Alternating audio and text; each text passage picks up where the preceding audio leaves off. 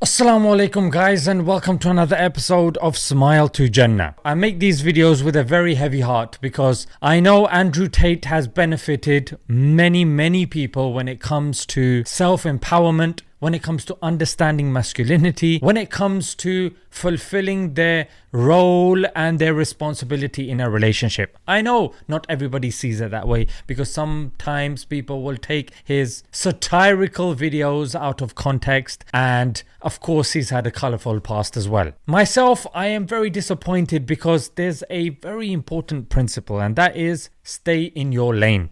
If you don't know a lane, you're not equipped with it, don't get involved with it and don't ruin your legacy. At least if you want to go into that lane, prepare and do justice to it. And I think that's the issue over here. Andrew Tate had his field, his niche. However, now he's going into migration and UK politics, and he really is not cut out for this, as we saw in his exchange with Piers Morgan. The London stabbing, Piers. The London bridge attack. He was born in Pakistan. We want to sit here and talk about how a large contingent of the people committing terror attacks in the UK and the most heinous crimes are not natively English people. Andrew.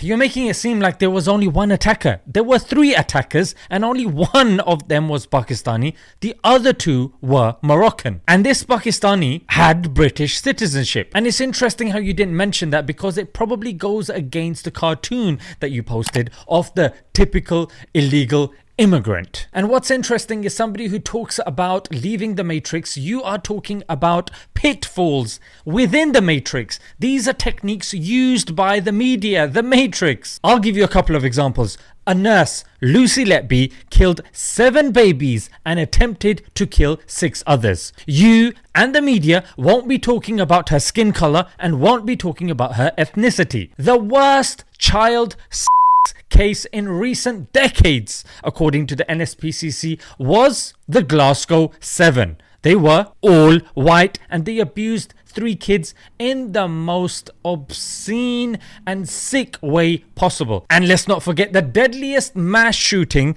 in British history, which was done by Thomas Hamilton in 1996, and he killed 16 pupils, kids, injuring 15 others. Again, when it came to these issues, you didn't bring them up. In fact, you brought up 1 perpetrator out of 3, which shows that there's some biasness going on here. 99% of the rioters were white, but notice how the front page doesn't mention their ethnicity. Thousands of police. The rioters aren't even mentioned. When they talk about one of the actors, this keyboard warrior, again, his ethnicity is not mentioned. And the rioters en masse aren't mentioned. It's just one lone weirdo. There are so many phrases you could have used. Far-right fascist or riot organizer, but no, keyboard warrior, which is a kind of jokey term, someone you can't really take seriously. But when we talk about people defending their property, they're not men, but they're gangs of Asian men. As you can see, you are part of the problem.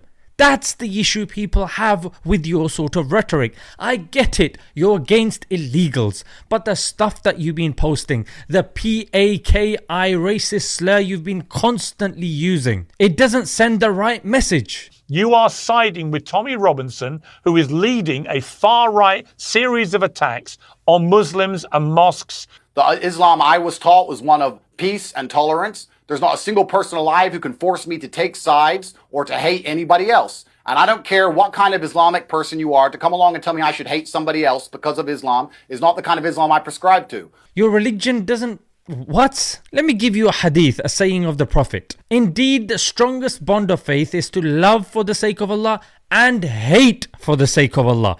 People like Mr. Robinson, who, a killer of 77 people, Anders Breivik, terrorist in Norway, he donated to rebel media that hire extremists like Tommy Robinson himself, yes, and Avi Yemeni. Not to mention the terrorist that killed 49 people in a mosque in New Zealand. He mentioned the EDL. The founder is, of course, Tommy Robinson, and he mentioned them very fondly. This is a guy that you're defending? This is a guy that you can't hate? Somebody who has caused the deaths of scores of Muslims. We need to show the world that we are not the hateful ideology they think we are. We need to show the world that we believe in God and we trust God. Yes, I agree with you, we need to show the world, but by helping the likes of Tel Aviv Tommy? And then I got my Zionist card out, which said, I am a Zionist. And I bought everything. Shalom. If there was a war tomorrow, which there will be, because I'll probably start at the end of the session. If there was a war and it kicked off, I would be there on the front line fighting for Israel. Do you know why? Why not? By helping him catalyzing riots here in the UK and attacks on mosques and the lynching of coloured folks? This is who you want to help? I get that you have an issue with illegal migration, but siding with somebody who's clearly funded, according to you as well, by the Zionists and who's made it clear that he is anti-Islam, how on earth do you expect to get good results from this? And that we're going to stand up for our beliefs and we're not going to allow ourselves to be watered down or walked all over. What are you talking about watering down? Here you are calling Jesus Lord. Nothing more inspirational than saddling up with your boys in a bunch of supercars and taking time out your day to go and praise the Lord Jesus Christ. This is after you've accepted Islam for quite a while.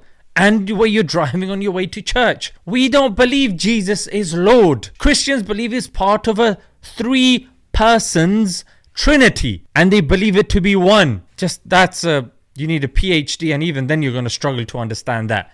In Islam, we don't believe a human being is equal to God. The point he made is that Zionist plants. Can I finish? Jewish people, May I finish, Jewish Piers? people on social media. So this is vintage Piers. He's doing the bidding for the Zionists that want Zionism and Judaism to be intertwined and one. When in reality, even Jews have an issue with this because Judaism has been around for centuries whilst Israel has not. To be clear, then, you don't agree when he said the protests are being amplified and directed by Zionist plants on social media. You don't agree with that?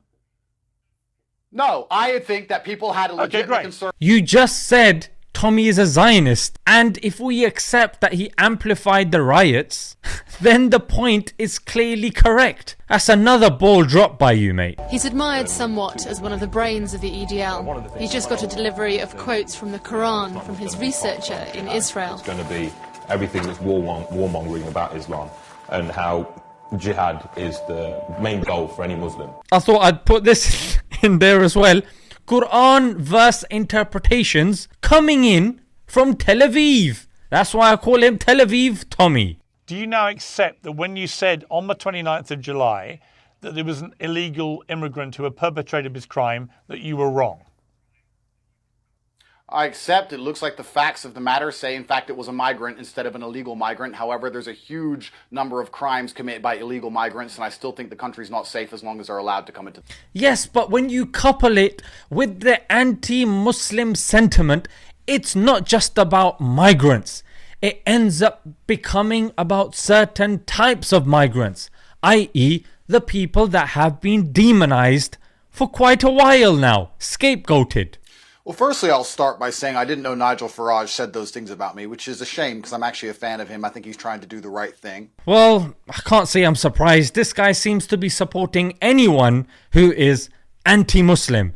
I mean, that's the impression that I'm getting. And not only has he been backstabbed by Nigel, and get used to this because you're going to be backstabbed by a lot of people in the right wing. Here's the sort of things that Nigel says. We have a growing number of young people in this country who do not subscribe to British values, in fact, loathe much of what we stand for. Are we talking about Muslims here?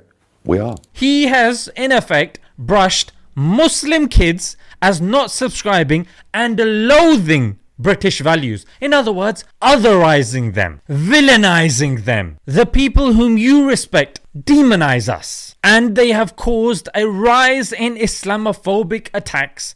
In fact, according to The Guardian, over 300% since October the 7th. These were a few blunders that Tate made during his exchange with Piers Morgan, who is trying to win back Muslim community, and he thinks that we have thrown Tate under the bus. No, we're holding our brother to account. That's what we're doing. We see him as a brother. However, when your brother does something severe, he needs a severe reminder. And he's gonna be left to dry by these guys, and he's gonna lose the support of the Muslims. That's why it's important that he takes these criticisms, reflects on them, and doesn't just double down on them. I pray he has strong brothers around him rather than the weaklings that claim to be Muslim and frankly haven't really supported him, have just been massaging him as he commits these blunders and are silent. So we've had to speak out. But yeah guys, hope you benefited from this video. Let's leave it there guys. Until next time, Assalamu alaikum.